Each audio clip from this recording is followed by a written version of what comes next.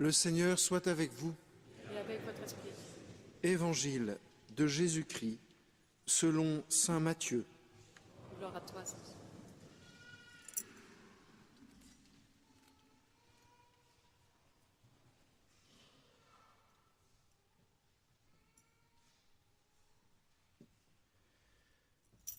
Jésus était né à Bethléem en Judée, au temps du roi Hérode le Grand. Or voici que des mages, venus d'Orient, arrivèrent à Jérusalem et demandèrent : « Où est le roi des Juifs qui vient de naître ? Nous avons vu son étoile à l'Orient et nous sommes venus nous prosterner devant lui. »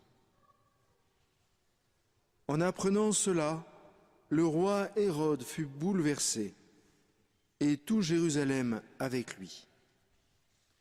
Il réunit tous les grands prêtres et les scribes du peuple pour leur demander où devait naître le Christ. Ils lui répondirent : à Bethléem en Judée, car voici ce qui est écrit par le prophète : et toi, Bethléem, terre de Juda, tu n'es certes pas le dernier parmi les chefs-lieux de Juda, car de toi sortira un chef, qui sera le berger de mon peuple Israël. Alors Hérode convoqua les mages en secret pour leur faire préciser à quelle date l'étoile était apparue. Puis il les envoya à Bethléem en leur disant : « Allez vous renseigner avec précision sur l'enfant, et quand vous l'aurez trouvé, venez me l'annoncer pour que j'aille moi aussi me prosterner devant lui. » Après avoir entendu le roi, ils partirent. Et voici que l'étoile qu'ils avaient vue à l'Orient les précédait, jusqu'à ce qu'elle vienne s'arrêter au-dessus de l'endroit où se trouvait l'enfant. Quand ils virent l'étoile, ils se réjouirent d'une très grande joie. Ils entrèrent dans la maison et virent l'enfant avec Marie, sa mère. Et tombant à ses pieds, ils se prosternèrent devant lui. Ils ouvrirent leur coffret et lui offrirent leurs présents : l'or, l'encens et la myrrhe. Mais, avertis en songe de ne pas retourner chez Hérode, ils regagnèrent leur pays par un autre chemin. Acclamons la parole de Dieu. Louange à toi, Seigneur Jésus.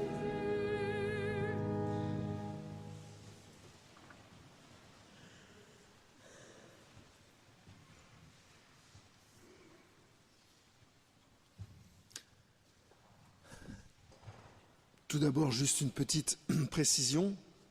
Vous voyez que le chœur est très vide.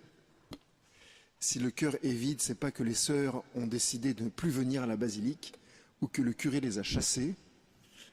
Bien au contraire. C'est simplement qu'elles ont besoin d'un temps certain, un peu long, avec leur Seigneur. Elles sont donc en retraite et elles prient, elles me l'ont assuré, pour vous, pour chacun d'entre vous. En même temps, je leur ai aussi demandé de ne pas trop penser à la basilique. Comme elles la portent, c'est bien qu'elles puissent vraiment se concentrer sur le Seigneur. Un peu comme les mages. Alors justement, parlons-en des mages. C'est vrai que, comme on l'entendra peut-être, vous découvrirez ce secret que j'ai caché juste après le sermon. Vous verrez les enfants, vous écouterez bien. Les mages sont venus d'Orient. À l'Orient, c'est le soleil qui se lève. Et c'est aussi à l'Orient qu'ils ont vu et qu'ils ont compris que Jésus allait venir. Les mages, ce n'est pas des gens qui ont eu la révélation. Ce n'est pas des gens qui croient en Dieu. On ne peut pas dire ça des mages. Ce qu'on peut dire des mages, c'est que ce sont des gens qui réfléchissent, qui se posent des questions, un peu comme chacun d'entre nous. Ce sont probablement des savants qui allaient de cour royale en cour royale pour donner des cours de l'instruction. Et c'est pour ça qu'ils peuvent si facilement arriver chez Hérode. Hérode les reçoit facilement parce qu'on peut imaginer qu'ils sont connus. On connaît leur réputation, on connaît leur intelligence. Qu'est-ce qu'ils font? Ils regardent autour d'eux et ils décryptent les signes qui peuvent influer sur l'humanité. C'est ça les gens intelligents finalement, les savants. Que font les savants? Ils nous apprennent comment le monde est ordonné. Comment par exemple le banc sur lequel vous êtes assis bouge.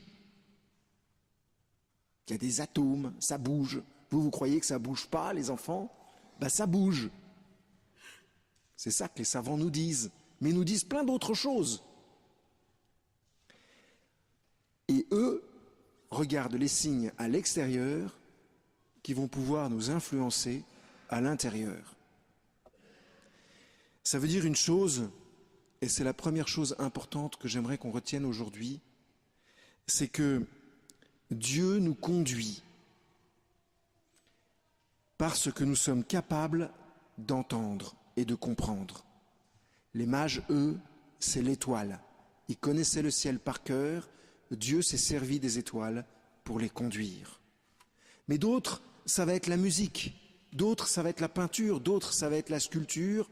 D'autres, ça va être le service aux personnes. Par exemple, je connais des restaurateurs dans la rue voisine qui reçoivent les gens avec beaucoup de chaleur. Ben, cette chaleur humaine, pas seulement commerciale, c'est aussi un don de Dieu. Je ne vous dirai pas le nom du restaurant. Vous trouverez vous-même. C'est pas très grand. Mais ce que je veux simplement dire, c'est que vraiment, le Seigneur nous conduit chacun par là où nous sommes. Vous allez aller demain au travail. Désolé de vous rappeler cette échéance un peu, peut-être pour certains un peu triste. Mais quand vous allez aller au travail, il y aura un signe extérieur de Dieu pour vous. Il y aura une étoile pour vous et pour chacun d'entre vous. La question, c'est où est-elle? Quel est le signe que le Seigneur me montre pour que je puisse aller vers lui? Il faut être attentif parce que le Seigneur ne se manifeste jamais, ou en tous les cas très rarement, dans ce qui est grandiose, grandiloquent, merveilleux. Le Seigneur se manifeste avant tout dans les petites choses. Et là, en l'occurrence, il va se manifester au cœur des mages, première manifestation, il va se manifester au cœur des mages par un enfant. Vous allez me dire, oui, mais c'était Jésus-Christ de Nazareth quand même, le Fils de Dieu, l'un de la Trinité. Bah oui, peut-être, mais ce qu'on voit, c'est simplement un enfant, son papa, sa maman, puis c'est tout. Ce que je veux dire simplement, c'est que la vérité est voilée. La vérité est voilée, est cachée. Les mages, normalement, ne devraient pas reconnaître que c'est Jésus. Et pourtant, non seulement Dieu a conduit les mages parce qu'ils pouvaient entendre, mais au moment où ils arrivent devant Jésus, Dieu permet qu'ils reconnaissent Jésus. Dieu révèle au cœur des mages qui est l'enfant qui est devant eux. Vous voyez ce mystère? Eh bien, il attend chacun d'entre nous. Dieu veut se révéler à chacun d'entre nous. Nous croyons que nous le connaissons. Bien, chers frères et sœurs, nous le connaissons peut-être, mais le Seigneur n'a pas fini de se faire connaître à chacun d'entre nous. Il a des tas de choses à dire de lui à chacun d'entre vous.